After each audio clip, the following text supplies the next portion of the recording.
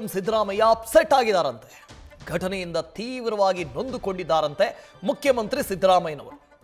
ನನ್ನ ಅವಧಿಯಲ್ಲಿ ಹೀಗಾಗಬಾರದಾಗಿತ್ತು ಅನ್ನೋ ಕೊರಗು ಅವರನ್ನ ಕಾಡ್ತಾ ಇದೆಯಂತೆ.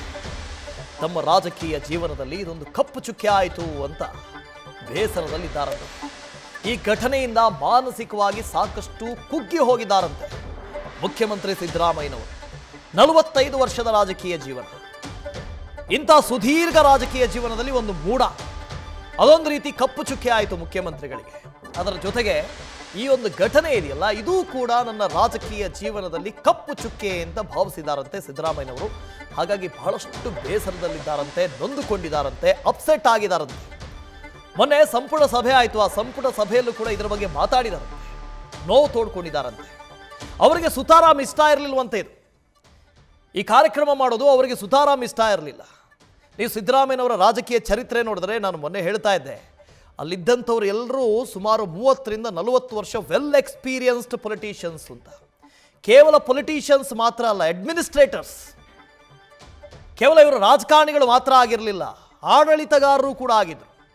ಇವತ್ತಿಗೂ ಸಿದ್ದರಾಮಯ್ಯನವರಷ್ಟು ನಿಷ್ಠಾವಂತ ಪ್ರಾಮಾಣಿಕ ಆಡಳಿತಗಾರ ಮತ್ತೊಬ್ಬರಿಲ್ಲ. ನಾನು ರಾಜಕಾರಣಿ ಅಂತ ಹೇಳ್ತಾ ಇಲ್ಲ, ಆಡಳಿತಗಾರ ಮತ್ತೊಬ್ಬರಿಲ್ಲ. Well experienced administrator.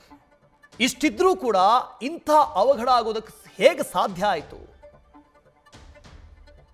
ಹರೀಶ್ ಇದರ ಬಗ್ಗೆ ಡೀಟೇಲ್ಸ್ ಅನ್ನು ಕೊಡ್ತಾ ಹೋಗ್ತಾರೆ. ಹರೀಶ್, ನಿಜಕ್ಕೂ ಸಿದ್ದರಾಮಯ್ಯನವರಿಗೆ ಇದೊಂದು ರೀತಿಯಲ್ಲಿ ಕಪ್ಪು ಚುಕ್ಕೆನೇ ಆಗಬಹುದು ಅಂತ ಆಗಿದೆ ಕೂಡ. ಸೊ ಬಹಳಷ್ಟು ನೊಂದುಕೊಂಡಿದ್ದಾರೆ ಅನ್ನೋದು ಕೂಡ ಇದೆ. ಇನ್ಸೈಟ್ಸ್ ಏನಿದೆ ಅಂತ ಸುದ್ದಿ. ಯಾಕಂದ್ರೆ ಬಹಳ ಮುಖ್ಯವಾಗಿ ಕೂಡ ಸಿಎಂ ಸಿದ್ದರಾಮಯ್ಯ ಒಂದಷ್ಟು ಈ ಒಂದು ಘಟನೆ ಸಂಬಂಧಪಟ್ಟ ಬೇಸರವನ್ನು ಕೂಡ ಹೊಂದಿರುತ್ತಾರೆ ಅನ್ನುವಂಥ ಕೂಡ ಗೊತ್ತಾಗ್ತಿದೆ.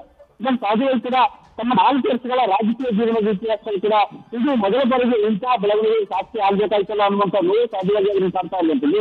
ಸೊ ಒಂದು ರೀತಿಯಲ್ಲಿ ಕೂಡ ಇತ್ತೀಚೆಗೆ ನಡೆದಂತ ಸಚಿವ ಸಂಪುಟ ಸಭೆಯಲ್ಲಿ ಕೂಡ ಭಾವಿತರಾಗಿದ್ದಂಥ ಸಿಎಂ ಸಿದ್ದರಾಮಯ್ಯ ತಮ್ಮ ಬದುಕಿನಲ್ಲಿ ಇದೊಂದು ಕಪ್ಪು ಚುಕ್ಕೆ ಆಯಿತು ಅನ್ನುವಂತಹ ನೋವನ್ನು ಕೂಡ ವ್ಯಕ್ತಪಡಿಸಿಕೊಂಡಿದ್ದಾರೆ ಅನ್ನುವಂಥ ಮಾತುಗಳು ಕೂಡ ಈಗ ಗೊತ್ತಾಗ್ತಾ ಇರುವಂಥದ್ದು. ಅಂದ್ರೆ ಸಿದ್ದರಾಮಯ್ಯರು ಇದು 2ನೇ ಬಾರಿ ರಾಜ್ಯದ ಮುಖ್ಯಮಂತ್ರಿ ಆಗಿರುವಂಥದ್ದು. ಆದ್ರೆ ಈ ಒಂದು ಬೆಳವಣಿಗೆ ಅವರಿಗೆ ನಿಜಕ್ಕೂ ಕೂಡ ಉಳಿಸುತ್ತೆ ಆಗದೇ ಇರುವಂತಹ ಬೆಳವಣಿಗೆ ಆಗಿದೆ. ಹಾಗಾಗಿ ಅವರು ಮಾನಸಿಕ ಬಾಧಿತರಾಗಿ ಅವರು ತುಂಬಾ ಬೇಸರವನ್ನು ಕೂಡ ವ್ಯಕ್ತಪಡಿಸಿದ್ದಾರೆ ಆತ್ಮೀಯರ ಜೊತೆ ಅನ್ನುವಂಥದ್ದು ಕೂಡ ಈಗ ಗೊತ್ತಾಗ್ತಾ ಇದೆ.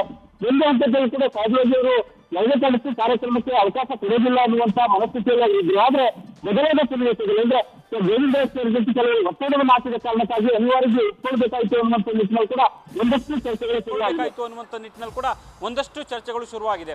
ಅಂದ್ರೆ ಒಂದು ಇದು ಸಹಜವಾಗಿ ಒಂದು ಮೈಲೇಜ್ ಅನ್ನು ತೆಗೆದುಕೊಳ್ಬಹುದು ಅನ್ನುವಂಥದ್ದು, ರಾಜಕೀಯ ಅಂದ್ರೆ ಯೂತ್ಸ್ ಅನ್ನ ಅಟ್ರಾಕ್ಟ್ ಮಾಡಬಹುದು ಅನ್ನುವಂಥ ನಿಟ್ಟಿನಲ್ಲಿ ಕೂಡ ಒಂದಷ್ಟು ಸಲಹೆ ಹಿನ್ನೆಲೆಯಲ್ಲಿ ಕೂಡ ಅಂತಿಮವಾಗಿ ಸಿಎಂ ಸಿದ್ದರಾಮಯ್ಯವರು ಒಪ್ಪಿಗೆ ಕೊಟ್ಟರು ಅನ್ನುವಂಥದ್ದು ಕೂಡ ಈಗ ಗೊತ್ತಾಗ್ತಿದೆ. ಆದರೆ ಮೂಲತಃ ಸಿದ್ದರಾಮಯ್ಯವರು ಈ ಒಂದು ಕಾರ್ಯಕ್ರಮಕ್ಕೆ ಯಾವುದೇ ಕಾರಣಕ್ಕೂ ಒಪ್ಪೋದು ಬೇಡ, ಅಷ್ಟು ಸುಲಭ ಅಲ್ಲ ಅನ್ನುವಂಥದ್ದು. ಯಾಕಂದರೆ ಇದು ಒಂದು ಫ್ರಾಂಚೈಸಿ ಆಗಿರುವಂಥದ್ದು. ಹಾಗಾಗಿ ಅದಕ್ಕೆ ವಿಧಾನಸೌಧದ ಮುಂದೆ ಸನ್ಮಾನ ಮಾಡುವಂಥದ್ದು ಎಷ್ಟರ ಮಟ್ಟಿಗೆ ಸರಿ ಅನ್ನುವಂಥ ನಿಟ್ಟಿನಲ್ಲಿ ಕೂಡ ಅವರು ಕೂಡ ಚರ್ಚೆಯನ್ನು ನಡೆಸಿದರು. ಸೊ ಆದರೆ ಒಂದಷ್ಟು ತಮ್ಮದೇ ಸಂಪುಟದ ಒಂದಷ್ಟು ಪ್ರಭಾವಿ ಸಚಿವರು ಕೂಡ ಈ ಒಂದು ನಿಟ್ಟಿನಲ್ಲಿ ಸಿಎಂ ಸಿದ್ದರಾಮಯ್ಯವ್ರ ಮೇಲೆ ಒತ್ತಡವನ್ನು ಹಾಕಿದ್ರು ಅಂತ ಮಾತುಗಳು ಕೂಡ ಕೇಳಿಬರ್ತೈತೆ.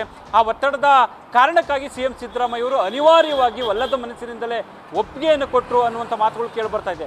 ಹಾಗಾಗಿ ಸಿಎಂ ಸಿದ್ದರಾಮಯ್ಯವರು ತಮ್ಮ ರಾಜಕೀಯ ಬದುಕಿನಲ್ಲಿ ಯಾವತ್ತೂ ಕೂಡ ಇಂತಹ ಸಂದರ್ಭಕ್ಕೆ ಸಾಕ್ಷಿ ಆಗಿರಲಿಲ್ಲ. ಆದರೆ ಈ ಒಂದು ಸನ್ನಿವೇಶ ನಿಜಕ್ಕೂ ಕೂಡ ನೋವಿನ ಸನ್ನಿವೇಶ ಅನ್ನುವಂಥ ನಿಟ್ಟಿನಲ್ಲಿ ಕೂಡ ಅವರು ಭಾವುಕರಾಗಿ ತಮ್ಮ ಆಪ್ತರ ಬಳಿ ವ್ಯಕ್ತಪಡಿಸಿದ್ದಾರೆ ಅನ್ನುವಂಥ ಮಾತುಗಳು ಕೊಡ್ತಾ ಇರುವಂಥದ್ದು.